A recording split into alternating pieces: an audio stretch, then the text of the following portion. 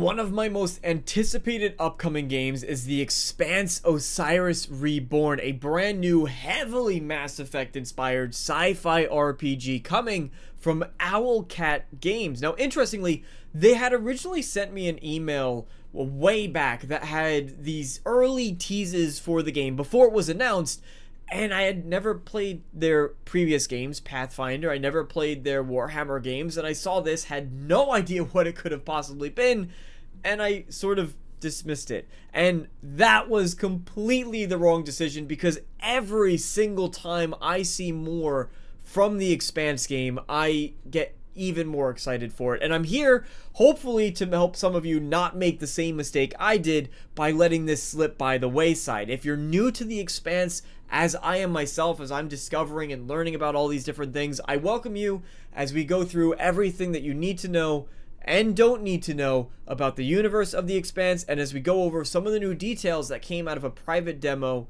from Gamescom. Welcome, ladies and gentlemen, my name is DeMarco, and if you are new here and you like RPGs such as The Expanse or Witcher, Elder Scrolls, consider subscribing for more as I look forward to talking about all of these games. But first, today we're diving into The Expanse. It's a massive series. It takes place over 11 novels, 10 novellas and short stories. These started back in 2011. There's a board game as well as a tabletop RPG. There are several comics that tie into the series, and also a Telltale game that many people have probably forgotten. A lot of content. It's pretty daunting if you're a newcomer to this franchise to step in for the first time. Understandably so. It's a massive universe with years of world building and lore and character development, but the beauty of this new Expanse RPG is that it is a parallel story to the events that happened in the series, featuring a unique character that you get to create with your own choices and consequences that will determine the fates of many characters in the game. And there will be some characters from the series making an appearance in the game, but it is not necessary for you to have to know them in advance. So first things first, no, you do not need pre-existing knowledge of the Expanse or its lore in order to jump into this RPG. It's sort of like what happened with the first Mass Effect game. I remember distinctly that it took me 5 or 6 tries of starting the game over and over and over again, because you're thrust into this massive universe that has existed for years with alien species and alien technology and all of these different factors. That was a bit overwhelming. But as you get to go and explore and you ask questions in the game and you learn about all these different characters and their races and origins, it all starts to fall into place. And you have that fish out of water feeling, but that's arguably one of the most exciting parts about the experience, that you only get once. And just like Mass Effect became one of my favorite sci-fi universes, by the end you might find the Expanse becomes one of yours. During a closed-door demo that Polygon was able to experience during Gamescom, it was actually shown that you watch a broadcast from the Expanse protagonist, James Holden, and he explains an attack on an asteroid called Eros. So I'm not going to go any further than that, because I do want to keep this entire video light on spoilers for anybody who does want to go into this completely blind, which I think is actually a pretty fun way to experience it. But there's an attack on Eros. You get to see that character, hear from him. It's the original actor from the show that portrays him in the game, which is pretty cool, and there's other characters that will be like that. But the protagonist that you play as in Osiris Reborn is also experiencing these events for the first time themselves. So as a new player, you get to experience it through them the same way that they are.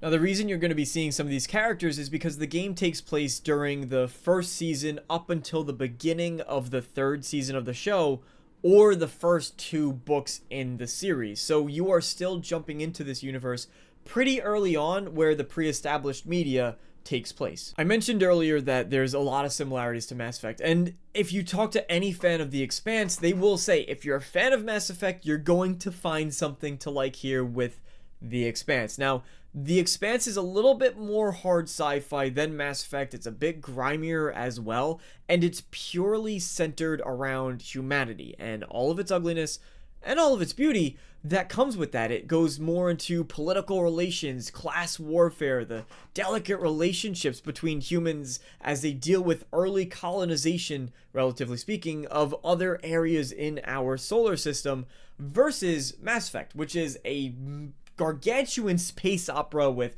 multiple different alien species spanning an entire galaxy.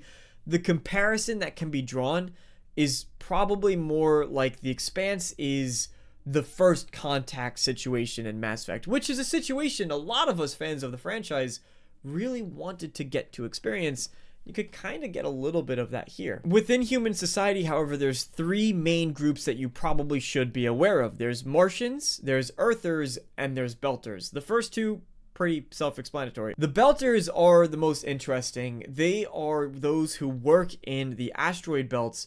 Each of these have created their own governments, and there's a lot of tension between them. The Belters in particular they're seen as these lower class citizens. They work on the asteroids, they provide resources to both Mars and Earth, but they're looked at as lower class humans. When you create your character in the game, you get to choose which of these three that you want to be a part of, and the game will react to that choice. You might have unique lines of dialogue or unique character interactions, quests. You may go to certain locations and be welcomed more warmly or with more distrust, or maybe even, if they want to push it that far, outright rejected from certain areas based on which one you choose. There's a lot of tension between these groups. I very much hope that they lean into this side a bit more aggressively. We got a taste of it in Mass Effect when you initially choose your background, and you could be a spacer or you could be Earthborn. And I distinctly remember with the Earthborn background, you're on the Presidium and you could run into some former gang members that you used to run with based on that background, but it doesn't really go anywhere. Yes, it's a cool interaction.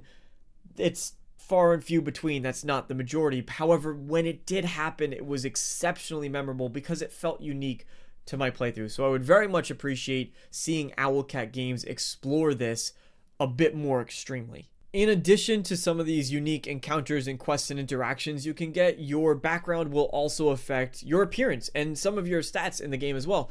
Earthers, for example, are the strongest, and they're the most as we are now. Martians are a little bit weaker due to the lower gravity than the average Earth human, and then the Belters are taller and skinnier, and they're the weakest of the three due to the low gravity conditions. So you also get to see some of those visual changes, which is pretty neat. The gameplay side is where the Mass Effect comparisons really come in strong, and thankfully the developers aren't shying away from them. OwlCat Games has welcomed the comparisons, stating that many of them are actually longtime fans of the franchise themselves.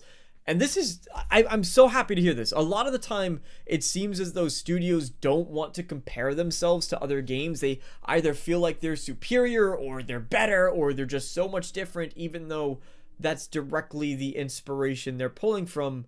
And usually it's a good game to pull inspiration. We saw it a little bit with Anthem, for example, where they were not allowing comparisons to Destiny get pulled into meetings and get pulled into the office, which was to their detriment. Mass Effect is a phenomenal series to draw inspiration from. It's as well known as it is for a reason, so wear that on your sleeve and wear it with honor, and use that to make the best game you possibly can by pulling from everything that worked for Mass Effect and expanding in some of the areas you think you can do it better. And you could see a lot of these similarities during the gameplay. You have the third-person, over-the-shoulder, hard-cover shooter. There's a certain section in the gameplay where you see a button prompt to lock yourself into cover, so that is more or less confirmed.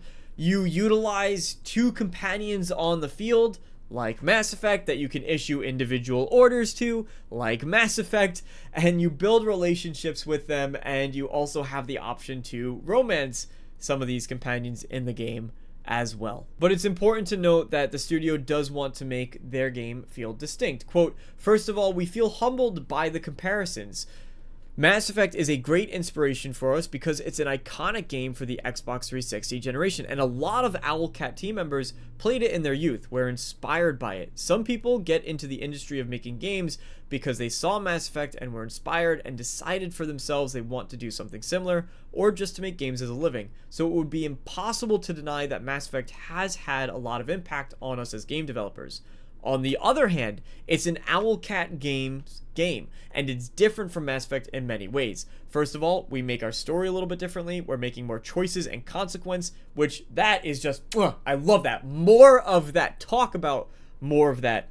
Please, OwlCat. I can't wait to hear about it. Anyway, and we want to make sure that the game still has lots of them provided with a lot of agency. Mishulin indicated that players won't simply be stuck with binary choices that force them to play either a goody two-shoes or a total sociopath, and I feel as though that's sort of a remark on the Paragon versus Renegade system in Mass Effect, which, to its credit, really worked well for that game, but going back and playing it, I think a lot of people would appreciate a bit more nuance to those decisions. So that's one of the ways where OwlCat has an opportunity, again, to look at what worked and then make it their own. Nuance is important to the OwlCat team, and the choices players make in Osiris Reborn will have varying effects, especially with regard to companion characters. For instance, the background players choose for their character, Belter, Earther, or Martian, will affect the way they're treated by both companion characters and other NPCs. And we mentioned that example before where you might get shunned by certain members or certain locations that you visit based on your background.